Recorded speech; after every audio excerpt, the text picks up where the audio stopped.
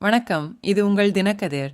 பாஜக தலைமையிலான தேசிய ஜனநாயக கூட்டணியில் அதிமுக அதிகாரப்பூர்வமாக மீண்டும் இணைந்த 5 நாட்களுக்குப் பிறகு தனது மௌனத்தை கலைத்து கட்சியின் பொதுச் செயலாளர் எடப்பாடி கே. பழனிசாமி புதன்கிழமை 2026 சட்டமன்ற தேர்தலுக்குப் பிறகு தமிழகத்தில் கூட்டணி ஆட்சிக்கான சாத்தியக்கூறுகளை உறுதியாக நிராகரித்தார்.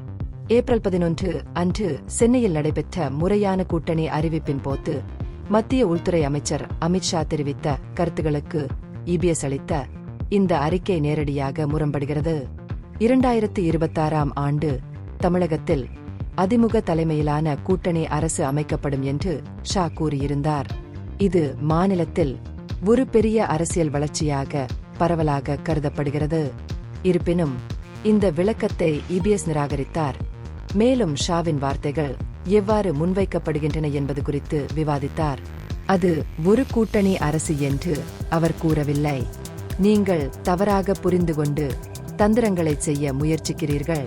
தயவு செய்து அதை நிறுத்துங்கள் என்று மாநில செயலகத்தில் செய்தியாளர்களிடம் இபிஎஸ் கூறினார்.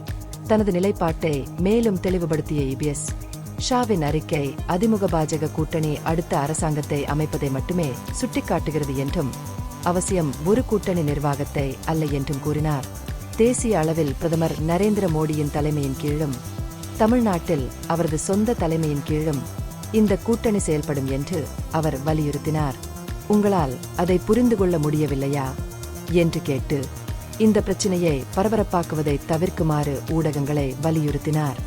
இபிஎஸ் கடுமையாக மறுத்த போதிலும் ஏப்ரல் 11 அன்று நடைபெற்ற பத்திரிகையாளர் சந்திப்பில் ஷாவின் அறிக்கை மிகவும் வெளிப்படையாக இருந்தது.